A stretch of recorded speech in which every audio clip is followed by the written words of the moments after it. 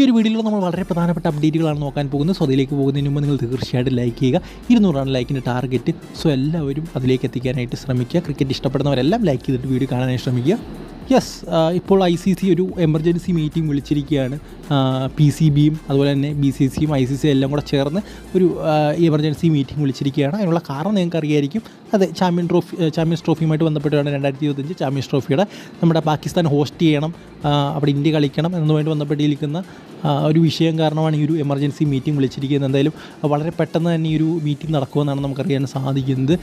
എടുത്തു പറയേണ്ട ഒരു കാര്യം എന്ന് പറയുന്നത് നമുക്ക് എല്ലാവർക്കും അറിയാം, ഇന്ത്യക്ക് പാകിസ്ഥാനിൽ പോയി കളിക്കാൻ താല്പര്യമില്ല. സെക്യൂരിറ്റി റീസൺസാണ് അവർ പറയുന്നത്. അതുപോലെ തന്നെ ഇന്ത്യ കുറച്ച് ഇത് വെച്ചിട്ടുണ്ട്. അതായത് ഞങ്ങൾക്ക് ഇതായിട്ടുള്ള വെന്യൂ വേണം, അതായത് ഞങ്ങൾ പാകിസ്ഥാനിൽ കളിക്കത്തില്ല, പാകിസ്ഥാൻ ചാമ്പ്യൻസ് ട്രോഫി നടത്തിക്കോട്ടെ, പക്ഷേ ഇന്ത്യക്ക് കളിക്കാൻ പ്രത്യേക ഒരു വെന്യൂ വേണം, ന്യൂട്രൽ വെന്യൂ വേണമെന്ന് ഇന്ത്യ പറഞ്ഞിട്ടുണ്ട്.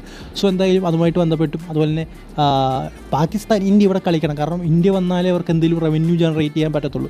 സോ അതുകൊണ്ടാണ് പാകിസ്ഥാൻ പറയുന്നത് ഇന്ത്യ ഇവിടെ തന്നെ വന്ന് കളിക്കണം, അവരെല്ലാ സെക്യൂരിറ്റി ഒരുക്കി തരാമെന്ന് പറഞ്ഞുകൊണ്ട് പാകിസ്ഥാൻ വിളിക്കുന്നു. ബട്ട് നമുക്ക് സ്റ്റിൽ നമ്മൾ തയ്യാറല്ല.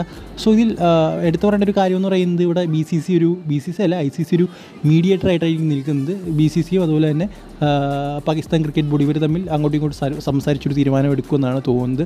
സോ എന്തായാലും ന്യൂട്രൽ വേദി എന്ന് പറയുന്നത് ശരിയാവില്ല, കാരണം ഒരുപക്ഷെ ഇന്ത്യ സെമിയിലോ ഫൈനലിലൊക്കെ കയറി കഴിഞ്ഞാൽ ഇന്ത്യ മിക്കവാറും കയറാനുള്ള സാധ്യതകളുണ്ട്. സോ അങ്ങനെ കയറി കഴിഞ്ഞാൽ വളരെ ഇമ്പോർട്ടൻറ്റ് മാച്ചാണ് അവർക്ക് മിസ്സാക്കുന്നത് ചാമ്പ്യൻസ് ട്രോഫിയിൽ. അതായത് പാകിസ്ഥാനെ വെച്ച് ഈ ഒരു മാച്ച് നടക്കുന്നത്, ഫൈനലിൽ ഇന്ത്യ കയറി കഴിഞ്ഞാൽ പാകിസ്ഥാനാണ് ഹോസ്റ്റ് ചെയ്യുന്നത്, പക്ഷേ ആ മാച്ച് അവിടെ നടക്കില്ല.